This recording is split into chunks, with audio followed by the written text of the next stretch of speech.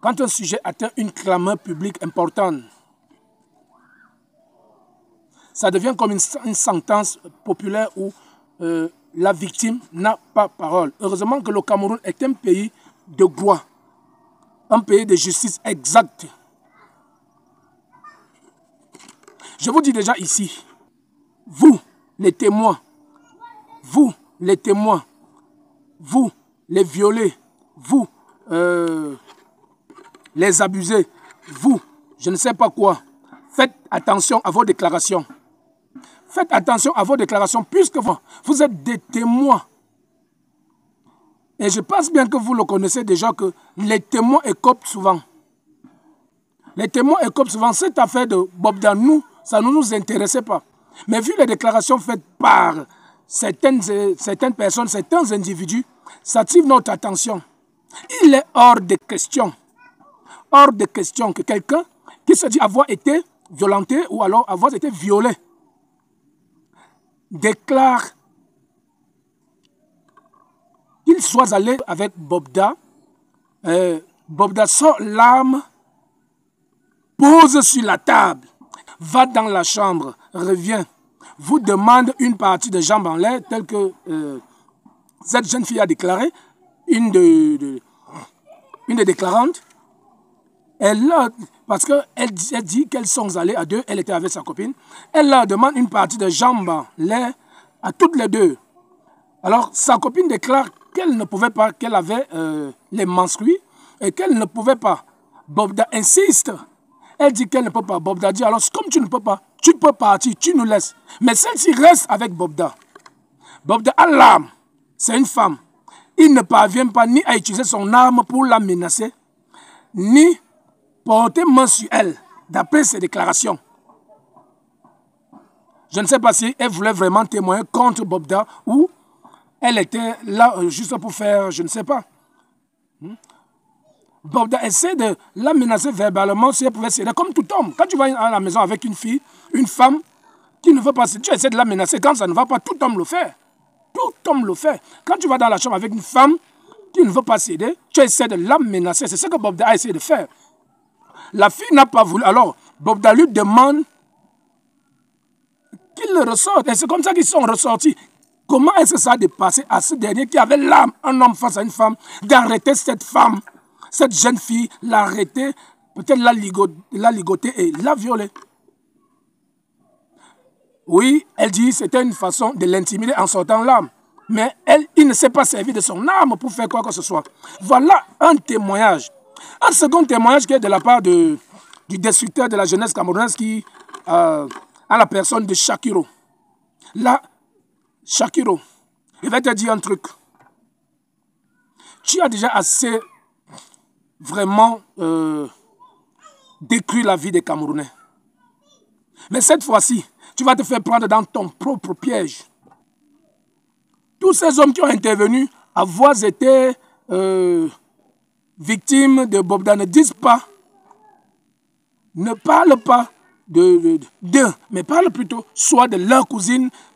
Bon, je ne voulais pas citer le nom de quelqu'un comme le petit frère de Samuel Eto'o, qui dit avoir... Quand j'avais aussi sauvé la petite soeur de Rosinette Pami, toujours quand il a tout ça pour le vieux, et lui et moi on a bagarré à, comment on appelle ça, Bonapiso, à Koupseko, il a appelé les gendarmes contre moi avec les militaires. J'ai appelé les gars de Nebel. J'avais dit que ce gars, son visage va tomber un jour. C'est un vieux, ça fait plus de 20 ans. Agresseur, il sort l'arme aux enfants des gens. J'ai même envoyé sa photo à Missipo quand ils ont publié le truc. Est-ce qu'il lui aussi là un lien avec Bobda? On ne sait pas. Comme Shakiro le dit ici. En tout cas, écoutez d'abord, écoutez la déclaration de Shakiro. Monsieur Bobda, voilà, en 2018, voilà, comme je vous ai dit, chez Mira Cosmétique, le soir, là, il insiste qu'on aille chez lui pour enregistrer. Je lui ai dit non, je peux pas. Mais je pense qu'on s'est revus la même semaine. Je suis allé chez lui et quand j'arrive chez lui, voilà, je reste au salon. Il me demande si je veux prendre de l'alcool, si je bois de l'alcool. Je lui dis, moi, je bois pas l'alcool. Il insiste pour que je prenne de l'alcool. Je dis, non, moi, je prends pas. Après, il vient s'asseoir à côté de moi. Il commence à caresser mes cuisses. Il caresse mes cuisses et tout. J'enlève sa main, je dis, mais tu m'as dit que je devais venir ici pour enregistrer et tout, voilà. Bizarrement, il n'y avait même pas de studio chez lui. Après, il me dit non, c'est parce que il m'aime bien, il voit mes vidéos, je suis très belle, comme ça et tout. Il veut voir si j'ai un bon, comme s'il va me prédire. C'est-à-dire, il m'a dit qu'il veut d'abord me goûter pour voir si après, c'est un bon produit et il va me présenter à des hommes vraiment très fortunés dans le pays. Maintenant, le mec insiste. Il a insisté. C'est comme ça qu'il a sorti sa bite. Il a sorti sa bite. Je lui ai fait la fellation. Faut pas que je monte. Je lui ai fait la fellation ce soir-là.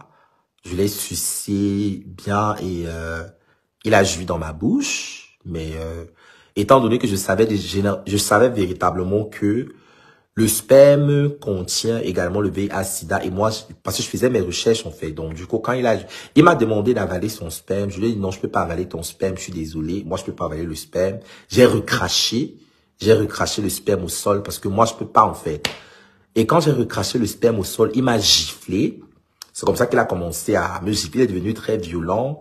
Et il m'a demandé de me mettre à 4 pattes et qu'il va me sodomiser, qu'il va mettre ça en fait. Je lui ai dit non, moi je peux pas. J'ai commencé à hurler et c'est une maison où il y a les chiens et voilà. Et il a effectivement sorti son arme sur moi. C'était la première fois que je voyais un arme comme ça avec mes yeux.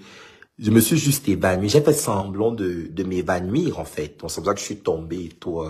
J'ai commencé à trembler comme ça. Et que Dieu m'excuse. Après ça, il est venu, il me dit Shakiro, n'aie pas peur. Je vais te prendre comme ma bonne petite. Il me dit, je vais te prendre comme ma bonne petite. Je vais pas te faire de mal. Et il me dit, tout ce que je veux, c'est juste que tu marches toujours avec les petites belles filles. Parce que la plupart des personnes qui sont fans de Shakiro sont des femmes. Oui. Si j'ai peut-être 60 000 personnes qui me suivent, 40 000 généralement c'est des femmes. Et il me dit, Shakiro, tu marches généralement avec de très belles filles. Donc je veux que tu me donnes une, voilà. Donc, c'est ça qui m'a sauvé le jour-là. Donc, c'est que j'avais appelé des amis à moi qui vendent le piment. J'ai appelé mes copines le même soir-là. Elles sont venues et elles ont satisfait ses désirs sexuels. Quand elles sont venues, je suis resté au salon et elles sont montées dans la chambre. Je suis resté au salon et elles sont montées dans la chambre et ils ont fait ce qu'ils devaient faire là-bas en haut. Ils ont fait ce qu'ils devaient faire là-bas en haut et moi je suis resté. Et le matin, nous sommes rentrés tous ensemble parce qu'on habitait tous le même quartier. Alors comme ça, vous avez écouté la déclaration de Shakiro. Écoutez vous-même ce que Shakiro dit. Ça veut dire que tous les hommes autour de Bobda, autour de l'affaire de Bobda, étaient soit des proxénètes parce qu'il est hors de question que Shakiro, après avoir été intimidé, je ne sais pas, menacé, pas par force, Bobda lui demande de l'appeler des filles. Il prend le téléphone, il appelle 2 filles, les enfants à lui. C'est Shakiro qui appelle ses enfants. Quels sont ces genres de filles? Quel genre de vie? Une fille qu'on appelle au téléphone de venir faire un business avec un homme. Quel genre de business? Venir vendre son corps. Cette fille se lève pour venir vendre son corps. Elle vient pour vendre son corps jusqu'à elles viennent à 2, jusqu'à elles ont vendu ce corps. Où chacun de nous déclare après que... Pardonne parce que mes copines là, à l'heure actuelle que je parle, elles-mêmes aussi, elles sont malades. Elles ne m'ont pas dit ça ouvertement, mais le quartier d'Orbon en parle. J'ai besoin de citer leur nom. Mais elles manifestent tous les symptômes du VIH/SIDA. Je vous en prie, soyons un peu raisonnables. Regardons un peu. Je vous dis tous les témoins. Attention, les témoins. Les déclarants, tout ce que vous déclarez, je vous en prie, si vous voulez vraiment la raison, essayez d'être un peu concret. Parce que ce que vous déclarez là, si c'est avec ça, attention. Parce que tous les déclarants qui se sont déjà prononcés ne sont pas convaincants. Le Cameroun est un pays de justice. Quel qu'en soit le temps qu'un procès met en justice, ça finira par clore. Parce que la justice ne peut pas se prononcer sans avoir des preuves exactes. Voilà pourquoi la majorité ou quelques dossiers prennent en justice. La justice camerounaise est véridique. Ne pensez pas que quand un dossier atteint la clameur, tel qu'on dit, selon, je crois, la loi, c'est la loi allemande, quand un dossier atteint la clameur publique, franchement, le gouvernement se doit obligé de se saisir de cette affaire. Et c'est ce qui se passe. C'est ce qui est en train de se passer. Soit pour la défense de la tierce personne, soit pour la défense de l'autre côté. En tout cas, méfiez-vous, tous les témoins, tous les déclarants, soyez concrets, sinon cette affaire est un salisseur cuit.